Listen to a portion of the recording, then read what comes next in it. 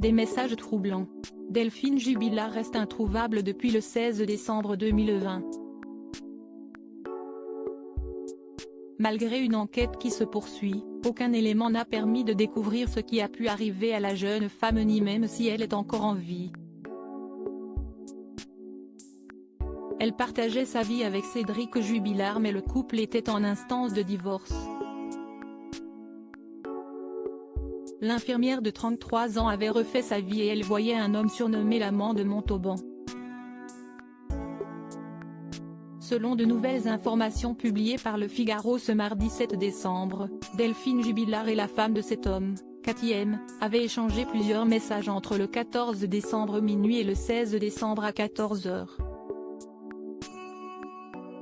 Ce sont en totalité 25 SMS qui ont été envoyés entre 13h08 et 14h22 la veille de la disparition de la jeune femme. L'amant de Delphine aurait également tenté de la joindre et la conversation aurait duré 13 minutes.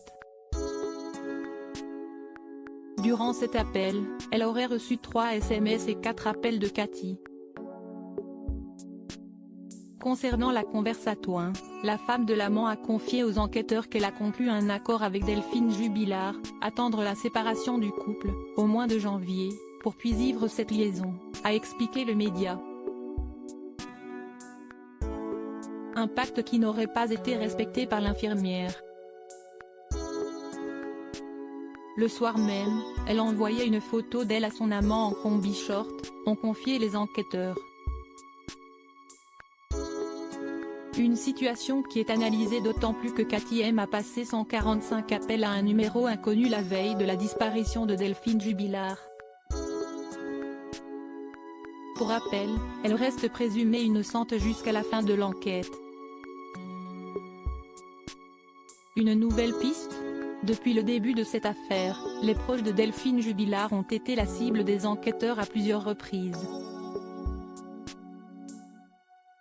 Toutefois, le principal suspect reste son époux, Cédric Jubilard. Il a été mis en examen le 18 juin dernier pour homicide volontaire sur conjoint et est incarcéré à la prison de Toulouse 16 depuis. Il ne cesse de clamer son innocence et espère retrouver sa liberté prochainement. De nouvelles révélations ne cessent de voir le jour et notamment le fait qu'il ait appelé sa mère aux alentours de 8 h du matin le 16 décembre, soit seulement quelques heures après la disparition de sa femme. La raison de cet appel ? D'après les informations du Point, il lui aurait demandé de venir garder les enfants, sans lui dire que l'infirmière de 33 ans avait disparu. Une source proche a également affirmé qu'il ne semblait pas inquiet lors de cette conversation. Sans s'en rendre compte, il ne contrôle plus son personnage, la nature reprend le dessus, a expliqué cette source. Pour rappel, Cédric Jubilard avait été rapidement entendu par les enquêteurs et son attitude leur avait paru très bizarre. En effet, alors que les recherches se poursuivaient dans son domicile pour tenter de retrouver son épouse, il se serait connecté à un jeu en ligne sur son téléphone portable.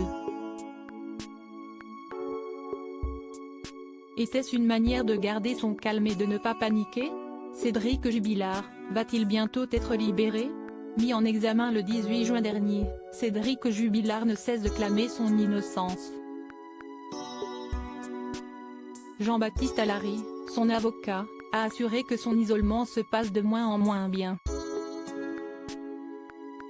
Il craque, le mec. Il est en train de disjoncter. Si est-il normal, 6 mois à l'isolement, il faut imaginer le truc. Psychologiquement, si est-il extrêmement difficile, a-t-il affirmé. Bien décidé à aider son client, une nouvelle demande de remise en liberté a été déposée ce mardi 7 décembre.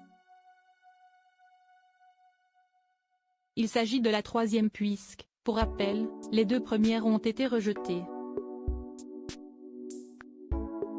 Celle-ci sera-t-elle la bonne ? À ce jour, Cédric Jubilard reste présumé innocent des faits qui lui sont reprochés.